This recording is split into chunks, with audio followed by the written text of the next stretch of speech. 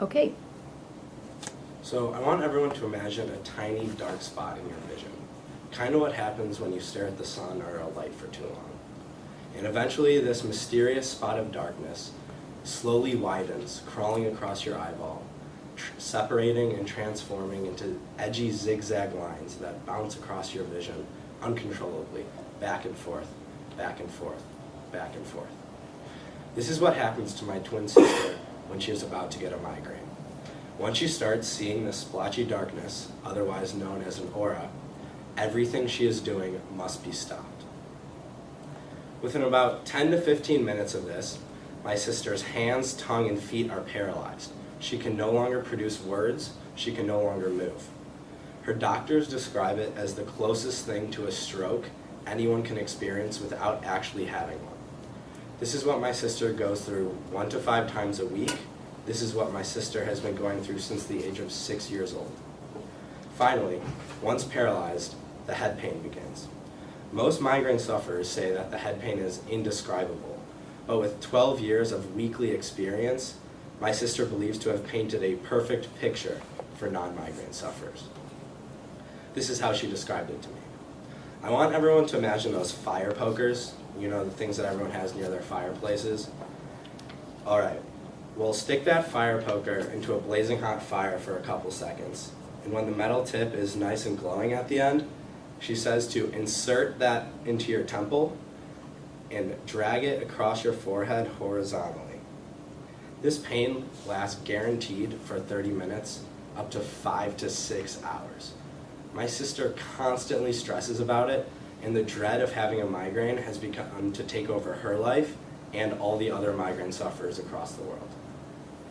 In this speech, I'm going to explain to everyone what a migraine actually is, the population affected by it, why it is a pertinent medical issue, our current migraine research and funding situation, and finally, how we can improve this poor situation. Let me start off by briefly explaining the scientific basis behind migraine.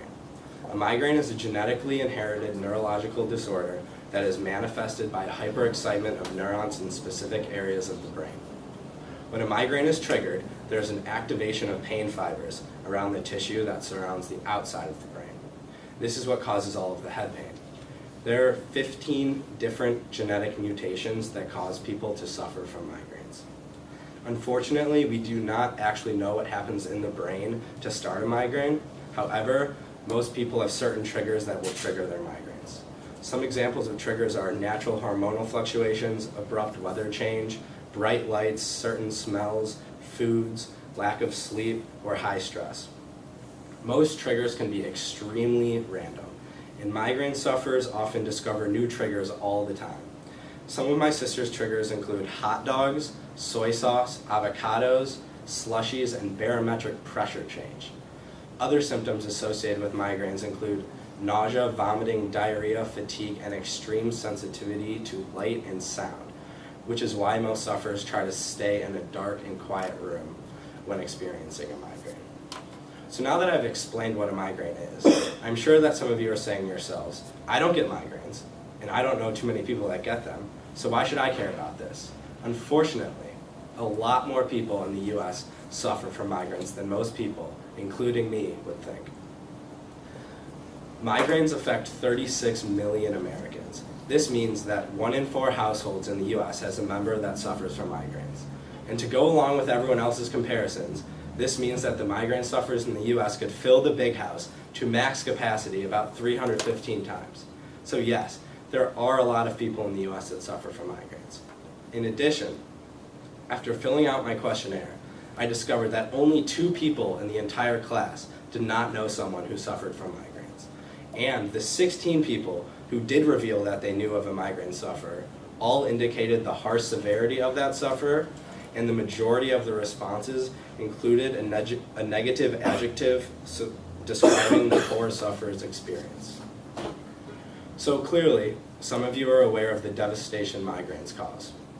However, migraines also have other burdens besides affecting a large population of individuals. Because migraines cause so much pain, they require sufferers to immediately stop what they are doing and find a dark, quiet room in order to sufficiently battle the pain. Cindy McCain, wife of Senator John McCain, who has recently started the 36 million migraine campaign, stated that I can hardly begin to describe the number of times I've had to cancel events, tell my family that I could not fulfill responsibilities asked of me, or abandon professional commitments, all because of that familiar twinge of impending migraine. And there is something uniquely dispiriting about lying in a shaded room alone and waiting for the pain to subside, hearing the happy sounds of life going on outside. Millions of people miss work and family obligations due to their migraines, including my sister. She has missed school dances, family vacations, and I kid you not, hundreds of family dinners. In fact, each year, migraines cost the United States $20 billion. Part of this is due to the direct medical costs of doctor and hospital visits. However, a large chunk of the money lost is due to missed work and lost productivity of the workers who are frequent migraine sufferers. And these employees who are frequent sufferers are experiencing so many migraines because there is no current cure. There are only ways to combat the pain and sometimes lower the frequency of migraines. The techniques that are commonly used are physical and behavioral therapies to aid the patient with the pain and to hopefully control when the sufferer gets the migraines. My sister has tried different techniques ranging from acupuncture, biofeedback, which is a behavioral therapy where you learn to control your breath and heartbeat, Botox injections in her face, birth control shots, and frequent massages on her back, neck, and eyelids. These physical and behavioral therapies have yet to be proven reliable, as they've only reduced migraines by half in under 40% of all patients. Better treatments and a cure is needed. Dr. Sanjay Gupta was quoted as saying that the process to find a cure for migraines has been painstakingly slow, in large part because of the dearth of research funding. This impedes the progress of scientists who have committed their careers to advancing the science and diminishes the enthusiasm who would otherwise pursue the career. The amount of research that takes place in hopes to find a cure for migraines is not at all proportionate to the vast number of sufferers across the United States. The National Institute of Health only allocates 0.05% of its research budget to migraine and headache research. In 2007, it is estimated that the National Institute of Health granted only $13 million for migraine research. For comparison purposes, diabetes received over $1,000 million each year, and asthma studies received over $300 million. And you're probably thinking, I bet diabetes and asthma affects more people in the United States than migraines. And you are right. However, the amount of funding that the National Institute of Health spends each year on migraine sufferers is about 36 cents per person, compared to $49.38 per person who has diabetes and $12.25 per person who has asthma. This is not fair, as each day 90,000 Americans are suffering from a migraine attack, but the government won't even pay $0.50 for each sufferer in hopes of finding a cure. Cindy McCain perfectly summed up her thoughts on the lack of research that migraines receive. She believes that we're kind of the child that gets the leftovers. Migraine sufferers don't deserve the scraps. Migraine sufferers deserve a nice, juicy T-bone steak worth of research each year. But they are being denied their deserved portions. And I want to do something about this. About a month ago, I reached out to the president of the American Migraine Foundation. I reached out to him and shared the story of my sister, like I'm sharing with you all today, in hopes of starting a club or kickstarting a fundraiser here at the University of Michigan. This summer, I'm going to be in contact with the university as well as the American Migraine Foundation in order to help migraine sufferers by raising awareness and calling for an increase in research.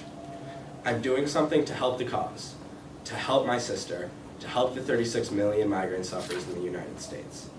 One easy step each and every one of you can make is to visit the 36 million migraine campaign and donate. Or you can join my club next year if everything works out.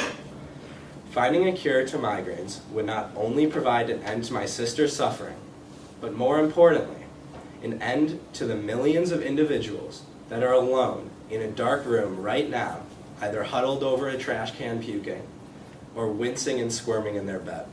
They are away from their work, they are away from their loved ones, missing out on some of the most rewarding experiences our one life has to offer. Thank you for your time and have a good summer.